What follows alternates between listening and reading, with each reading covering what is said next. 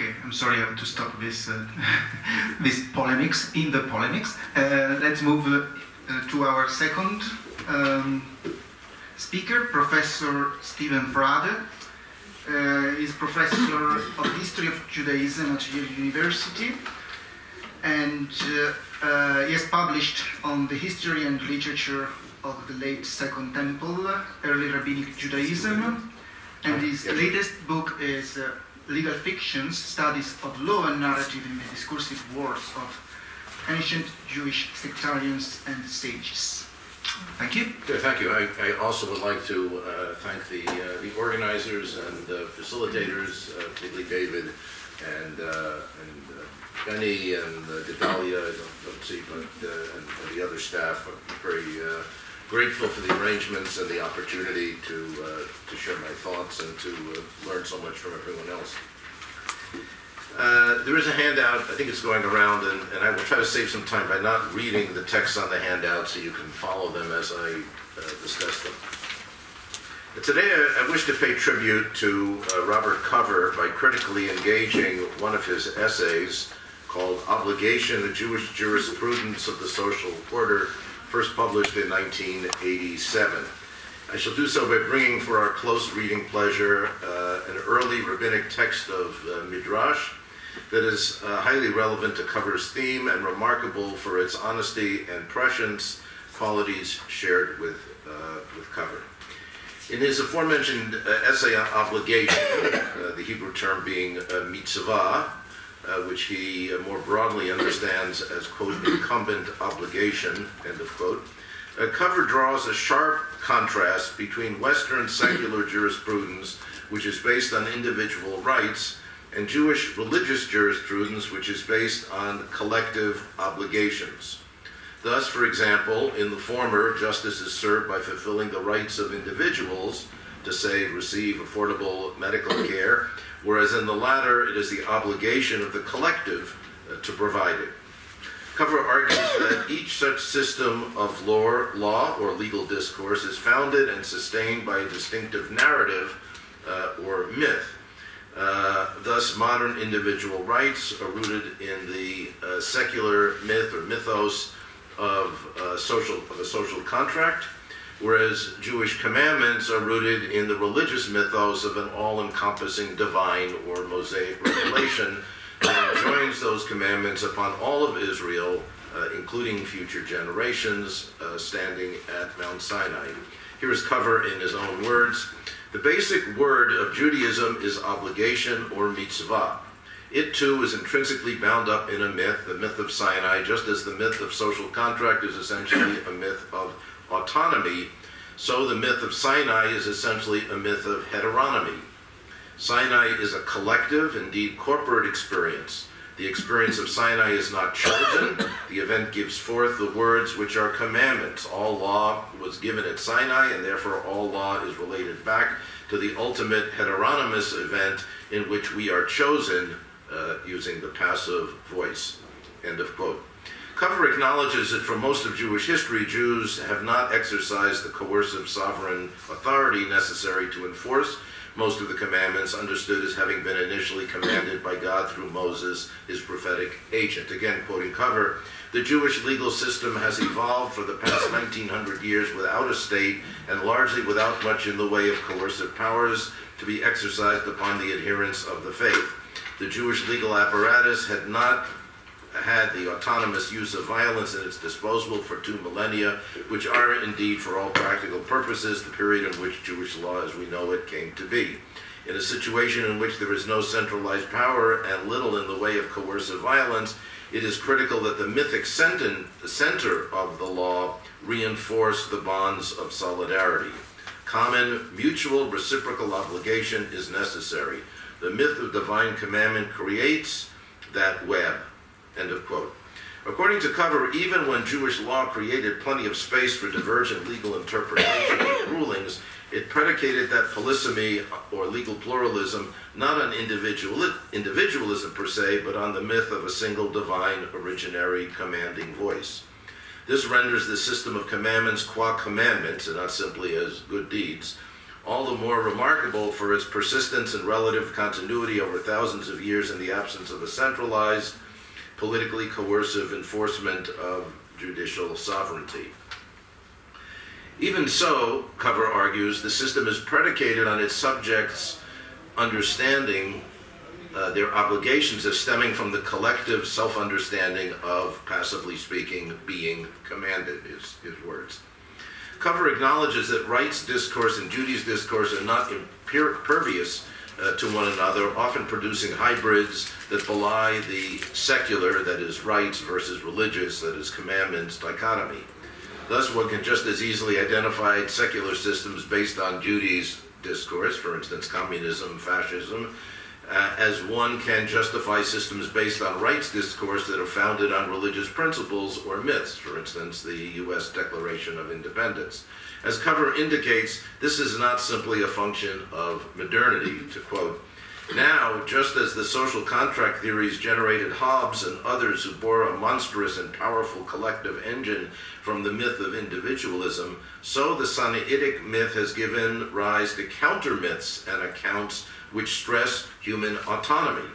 The rabbinic accounts of lawmaking autonomy are very powerful indeed, though they all conclude by suggesting that everything was given at Sinai, and of course, therefore, all is, was, and has been commanded, and we are obligated to this command," end of quote. In the end, quoting again, "Sinai and social contract both have their place," end of quote, as dynamically intersecting mythoi of jurisprudence. The Midrashic text that we shall shortly examine asks, how can the commandments and the Sinai/Moses myth upon which they rest be obligatory for all time, that is, be upheld and transmitted across generations, especially in the absence of political and judicial sovereignty and the reality and cacophony of human autonomy?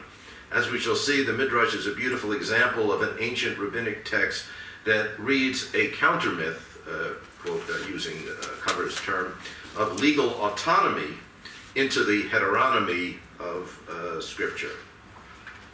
And now, before looking at the text, both the biblical verse and its midrashic elucidation, a few words are required regarding the meaning of the noun mitzvah, commandment or obligation as it's customarily translated, and the verb from which it derives, tzivah, meaning to command or enjoin. As Cover indicates, this is the core word for the biblical/Jewish law as being divinely commanded and obligatory, alongside many other words, of course, for law. But this verb, tzivah, has another less widely attested and acknowledged meaning, that being to will possessions or instructions to one's heirs in anticipation of one's death, as in the case, for instance, of an ethical will. The word tzivah already appears in rabbinic literature as a term for a will. But the two meanings are close and sometimes bleed into one another, as in the following biblical verse, Deuteronomy 33:4, referring to Moses at the very end of his life and career. It's a familiar verse, Torah tzivat lanu Moshe morasha ki lat Yaakov. Moses charged us with, in the JPS translation, the teaching, the Torah, although the definite article is not there in the Hebrew, and it's probably an anachronism to read it back into it. Anyway, Moses charged us with teaching Torah as the heritage of the congregation of Jacob. The poetic parallelism of this verse would suggest an alignment between the verb to charge, tzivah, and the noun for heritage, morasha. By this understanding, Moses, at the very end of his life and leadership, is more likely to have enjoined the people to embrace what is now their heritage than to have commanded them collectively to obey its laws. We are, after all, in the midst of a rhetorical discourse, that is in the book of Deuteronomy, of admonition rather than that of law as commandment, even though the difference is a subtle and unstable one. The meaningful ambiguity, that is between commandment and legacy, both foreshadows and enables the radical midrashic reading of Deuteronomy 32:46 on your handout that we are almost ready to engage. But first, Deuteronomy 32, the scriptural lection, Haazinu, is Moses' swan song just prior to his death at the ripe old age of 120, after 40 years of unsought leadership of the Israelites in their epic journey from Egypt to the edge of the Promised Land. In covers mythic narrative sense, Moses' oration is Sinai's 40-year extension. The book of Deuteronomy is Moses' paraphrastic reprise of the laws and narratives of the past 40 years. It is full of pathos regarding Moses' repeatedly denied petitions to God to be able to see the epic mission to its completion across the Jordan River. Throughout Deuteronomy, Moses worries and warns the people that without his charismatic prophetic leadership, upon settling in the land and enjoying its bounty, as well as mixing with its non-Israelite inhabitants, they will grow complacent, forgetting their history and abandoning the commandments to their great covenantal peril. Deuteronomy is Moses' last chance to inoculate them, rhetorically speaking, against the this anticipated outcome. Now, the Midrashic commentary from the Sifrei to Deuteronomy 32:46 on your handout is divided into two halves, so that each half receives its own discrete interpretation. We shall later return to the question of whether the two exegetical units form a larger whole. Here's the verse, chapter 32, 46a to b, together with its surrounding verses to give a sense of its scriptural context. You have it on your handout. I won't read it. And then we have the Midrash's commentary to the first half of verse 46, which you also have before you. While the idiom "to set one's heart," that is mind, toward, would seem to denote mental engagement with or concentration on divine or Mosaic instruction, the Midrash, based on the parallel use of the same idiom in Ezekiel 44:5, but here combined with the senses of seeing and listening, concludes that in Deuteronomy 32:46a, 2, Moses is exhorting the people to actively and intensively engage words of Torah, divrei Torah, not just mentally, but visually and orally, A-U-R, as well, in effect, with the totality of one's sensing self. Before proceeding, however, we should note that the expression words of Torah, divrei Torah, construed broadly as including both scriptural and non-scriptural, that is, oral rabbinic teaching, is without direct scriptural antecedent. In the present context, the phrase words of Torah does not appear in the first half of the verse, that is 46a, but is the result of a midrashic importing of it from the second half of the verse, 46b, all the words of this Torah, kol divrei ha-Torah azot, into the first half of the verse where it just says all the words, kol ha-devarim. The expression words of Torah, divrei Torah, within the Pentateuch only appears in the book of Deuteronomy, where it appears 9 times, but always modified by the demonstrative pronoun this, as we see in 46b, referring to some form of the book of Deuteronomy or a part thereof. The expression words of Torah appears only 5 more times in the rest of the Hebrew Bible, but always with the definite article the, divrei ha-Torah. The more inclusive rabbinic expression of divrei Torah without the definite article or demonstrative pronoun never appears scripturally, or for that matter, in any pre-rabbinic Jewish texts. By contrast, the expression appears 7 times in the Mishnah, 7 in the Tosefta, and 140 times in the Tanaitic Midrashim. Returning to our Midrash, the parallel expressions of Moses' call to the people to pay close mental and multi-sense attention to his words of Torah and God's calling to Ezekiel to pay close attention to the heavenly temple do not constitute an analogy between equals. Rather, by an argument of Kal V'chomer, the Midrash says that if such multi-sense engagement is divinely demanded with respect to the seemingly solid, stable, and tangible temple, how much more so, alachat kama v'kama, should it be required of the precariously fragile, unstable, and intangible words of Torah. Here I have an aside on the expression mountain suspended by a hair, but I'm going to skip it for now. The Kal V'chomer argument is ironic, however, since at the time of the Midrash was composed, the physical temple, but not its heavenly prototype, had long been destroyed, while the unstable words of Torah had survived, perhaps thanks to the multi-sense attention lavished upon them by their Midrashic trademarks over the generations. As remarkable, as radical as this self-admission of comprehensive rabbinic legal fragility, that is the image of mountains suspended by a hair, which, as most of you know, elsewhere in the Mishnah is used to refer to specific categories of law. Here it's being used to refer to Divrei Torah as a whole. The Midrash's comment to the second half of the biblical verse is even more radically honest and potentially subversive. And again, you know what? Here, I'll read it. Enjoin them upon your children to keep, from Deuteronomy 32:46. He, that is Moses, said to them, I would be most grateful if you would maintain the Torah after me. Similarly, you should be grateful to your children if they would maintain the Torah after you. It once happened that when our rabbi, that is Judah the Patriarch, came from Laodicea in Asia Minor, Rabbi Yossi, the son of Rabbi Judah bar Ilai, and Rabbi Elazar, the son of Rabbi Yehuda, entered and sat before him. He said to them, come close. I would be grateful to you if you would maintain the Torah after me. Similarly, you should be grateful to your children if they would maintain the Torah after you. With all of Moses' greatness, had no one received his Torah, it would not have been worth a thing. How much more is this the case for us?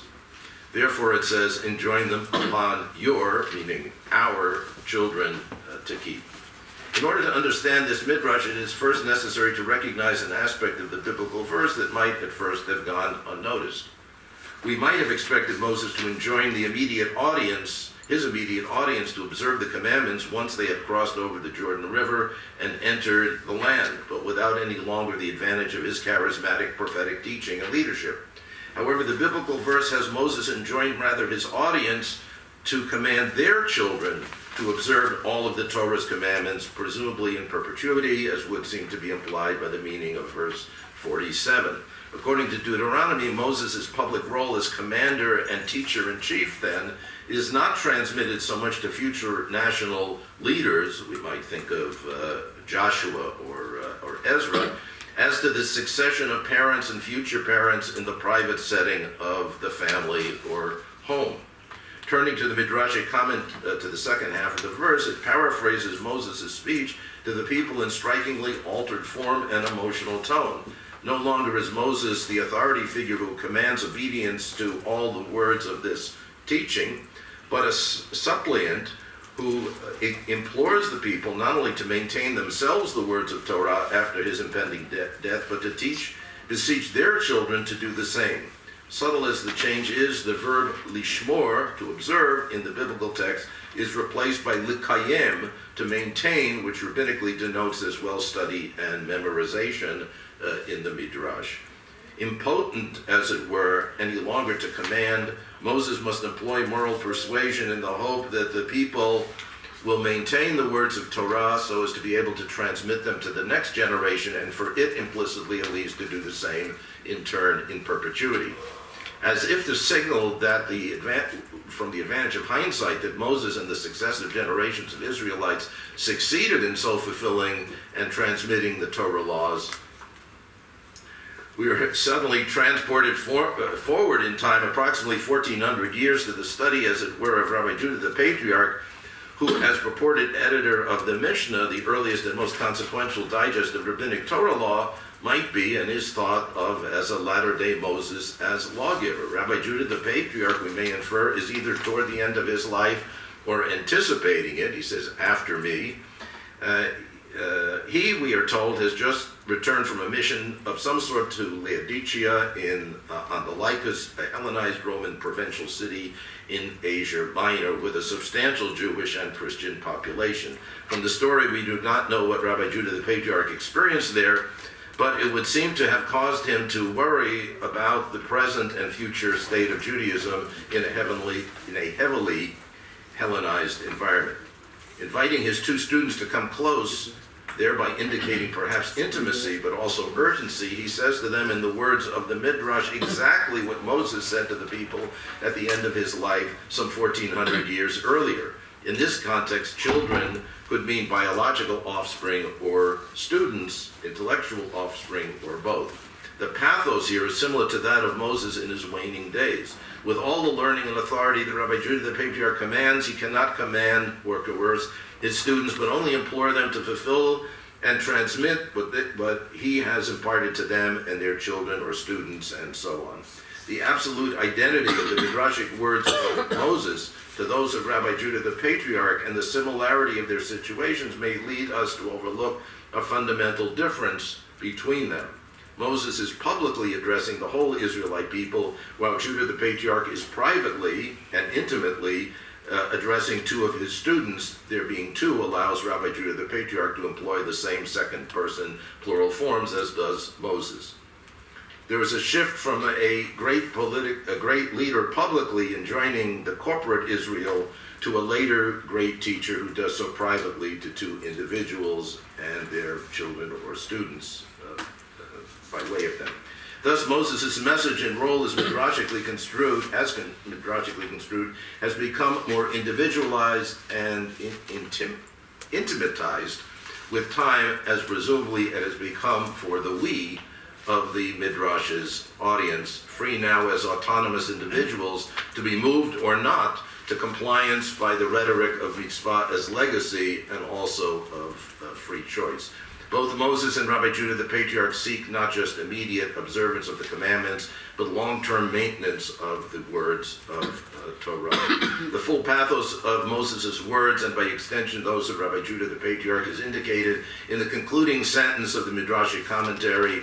Moses' greatness is contingent upon the reception, fulfillment, and transmission of his words, understood to encompass the totality of rabbinic divrei Torah, by successive generations, not of prophetic leaders, as we might find in the opening, let's say, of Pirkei Avot, but of teachers and parents able to impress the laws and teachings of his Torah upon their students, and children to both observe and transmit. Otherwise, we are told it is as if Moses' Torah, and we might infer Moses himself, would not have been of any worth or consequence.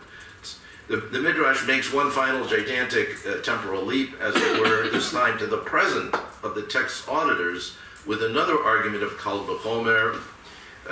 Just as Moses' worth, well, all of his greatness was entirely contingent on his ability to impress the responsibility of transmission on the minds and hearts of his successors, how much more so is that the case for us, Anu, who shrink before the greatness of Moses and by association before that of Rabbi Judah the Patriarch. Ironically, however, we, in effect, are now their equals in bearing the weight of the continuity of the chain of transmission. They are dependent on us, as it were, to maintain the words of the Torah, as we are dependent on them for the words of Torah's canonical authority.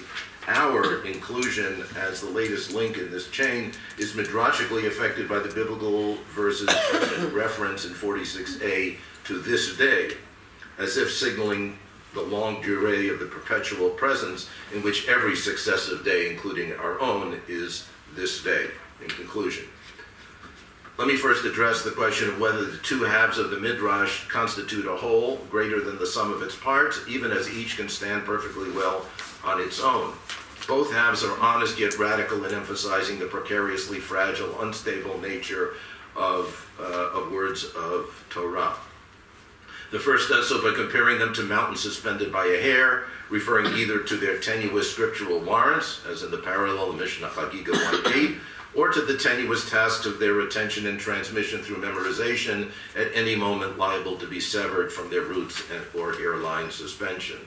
The second does so by emphasizing the intergenerational challenge to observing and transmitting the words of Torah from teacher to student and parent to child, without the ability, already with Moses, of being able to command absolute fidelity. Not only do the two halves of the Midrash share with each other the rhetorical argument of Kal V'chomer, but they both do so with irony, reversing the seemingly obvious designation of heavy and light. The temple is more sturdy than the words of the Torah, and Moses and Rabbi Judah the Patriarch, by association, is no more sturdy, and Moses and Rabbi Judah the Patriarch are no greater than his successors when it comes to obligating the next generation to observe the commandments. Our words of Torah are as fragile as were theirs, and we are as impotent as were they to command obedience from our children and or students. In the end, all we can do is implore them to carry forward the charge based on a rhetoric no longer of Sinai-based commandments, but of cross-generational fidelity to legacy. Thus, in addition to or between covers rhetorical mythical vectors of law as social contract, that is rights, and law as Sinaitic revelation, that is commandments, we might interpose that of law as legacy, which draws upon both without necessarily negating or superseding either, upon the myth of Sinai for its diachronic intergenerational transmission of commandments, even without an immediate commander-in-chief or lieutenant commander, while upon the myth of social contract for its synchronic creation of sympathetic communities. Both can instill and inspire bonds of solidarity, as Cover terms them, whether vertically or horizontally. But so too can law as historically transcendent legacy, extending back to Sinai in shared memory and forward through the present of shared community to the next generation, at least in unassured anticipation and aspiration. Stated differently, Moses retains, at least for now, his greatness, but it remains precariously dependent upon our bonds of both collective and individual solidarity with both one another and with his legacy. Circling back to Cover, we can say that a central mythic component of the Jewish legacy is the self-understanding of being commanded. Thank you.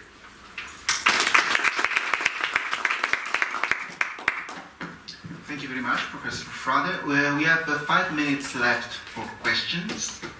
So, yes. Thank you very much. This was very interesting. I found the second half of the Midrash very sort of speaks to a different kind of level. It seems instead of rephrasing it as legacy, which seems very grand, it seems that in the second half of the Midrash, it's almost as if it's to do a favor to Moses, or to do a favor to Rabbi, that sort of like guilting the people into, please continue this for me, because I owe you, I will owe you if you do this for me. It seems kind of an interesting. Yeah, the Hebrew is lachazik tofa, which is hard to translate here, but yeah. I mean, I'll give you credit. I'll give you points for doing this, which seems to be not expression of authority as one of fidelity or even dependence, and also the sort of the description of Moses, that Moses was so great that he needed others to continue this for him. So please continue this for me. Do it for me. Kind of interesting. Right. That's why I thought the transition from Moses giving a public oration to Yehuda Nasi, kind of privately, kind of bidding his 2 students to come close, either maybe he's hard of hearing, or that I get a sense of a kind of intimacy, a kind of personal relationship, even as they utter exactly the same words. The situation has radically changed in that time, and one might argue as it has in our own time too. I mean, that's one of the striking. I mean, it's somewhat reconstructed at the end, but the anu, clearly is addressed to the text's listeners, readers, students. Thank you. Yes. Yeah, as I was listening, and especially thinking about the relationship between admonition and commandment, I was hearing a reinstantiation of what was discussed yesterday as a clash of sovereignties, as if to say, by prioritizing freedom, the freedom of belief, which was the precarious bond from one generation to the next, you are identifying different sources of authority that today, or in the modern era, we might associate, let's say, with popular sovereignty. We need you to believe in order to legitimate the norms, as opposed to the absolutizing of the source of authority itself, which would be a form of commandment. Mm-hmm. So do you think we could reconstruct this Covarian juxtaposition as another way of talking about a clash of sovereignties in the modern sense? Mm-hmm. Well, I think implicit in my paper is as a critique of Cover that he sets out the opposites too starkly, and although at one point he acknowledges that there are rabbinic texts that affirm autonomy, he doesn't provide any, so to some extent the paper was an attempt to provide at least one midrashic or rabbinic text that would exemplify the fact that the dichotomy, particularly between autonomy and heteronomy, is much blurrier. So heuristically, it might work as models, as commandment and right, social contract, and Sinai, and so forth. But I think the midrash seems to me to somewhat belie the absoluteness of that dichotomy, which may be useful for heuristic reasons, but underlying the midrash, it seems, is the fact that the people would say thanks and no thanks. And of course, this is consistent with the book of Deuteronomy overall, which places great emphasis on human choice. I set before you two paths and so forth. So there's a way in which the midrash is taking Deuteronomy's own, in a larger sense, its own emphasis on free choice. And saying, if you really take free choice seriously, then what does that mean for sovereignty? What does that mean for a commander, even with all the rewards and punishments laid out? Yeah, Albert? Thank you. Thank you. It was really fascinating. I wanted to ask if maybe some of this midrash is actually building on a change in the identity of the addressee of the text.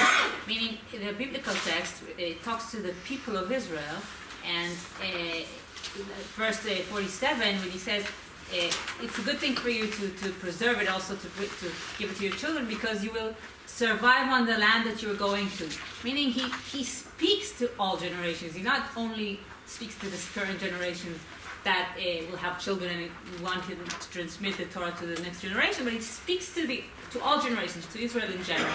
Versus in the Chazalic Midrash, it's much more strong that it speaks to the individuals that are sitting in front of him, knowing that I cannot go beyond the individuals that are here, and it's up to them or to their children whether they take it or not. So doesn't it also sit on, to some extent, on the move from a collective addressee to individual addressee, and also how that touch on the general theme of Moshe? Can we say something stronger about this, that this idea is only possible once the individual rises in Tanaic literature? Mm-hmm. Well, yes, and it seems to me this also reflects something we talked a little about yesterday about the change in the social nature of Judaism, of rabbinic Judaism, and in this period of the first few centuries CE, that most scholars today don't see a centralized high court or a centralized rabbinic power structure, that see it much more as a master-disciple, small master-disciple circles, so that Moses is, Moshe Rabbeinu is sort of the model of all of this, but Moses as a teacher is talking in a much more centralized sort of way, in which the rabbinic movement seems to emphasize much more kind of decentered, decentralized teaching, and by extension, so what does sovereignty mean in such a context of small groups of teachers and their disciples, or parents and children? I think the idiom goes back and forth. Shinantim levanecha, ein banim ela, was it talmidim or something like that? The relationship has become much more individualized and also personalized. Yeah, very last question. I was just wondering about the translation of the second part of the expression "tzrichim atem lachzik tova," because you translated it as "I would be most grateful if," but at least based on a couple of other places, I think wouldn't it be at least equally appropriate to translate "We are grateful I am grateful that, meaning, because this translation kind of brings in a lot of anxiety about will the future generations maintain the Torah. But if the expression "tzrichim anu lachzik tova shetekaymu et haTorah" means more, we should be grateful that they will continue to maintain the Torah, meaning there's an assumption that they will continue to fulfill the Torah, and then that kind of gives a different, or it reflects less anxiety, more of a assumption that there will be continuity, and a kind of an idea that, that still, I think that the central idea that, Moses' Torah will only be fulfilled by, or will only be remembered and fulfilled by future generations, and that's what gives it meaning. That's still the core message of this passage, but it's not from an anxious place. It's more from a place of certainty. Yeah. No, so you're focusing on the shin of, ani machazik, ani tzarich ani lachazik lachem tova shetekayemu. Yeah, but it's also somewhat ambiguous whether the imperfect here is a future that you will, or more of a subjunctive that you might. Mm-hmm. So I think you're right. I think the expression is ambiguous, and maybe I kind of leaned in one direction in part, and reading into it a kind of anxiety that runs throughout the book of Deuteronomy. But you could take it. I don't think it affects the overall sense of it, but I think the Hebrew is doubly ambiguous in that sense, that both the force of the sh and the force of the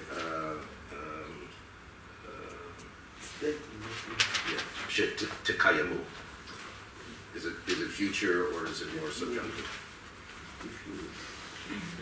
Okay, thank you. Thank you very much.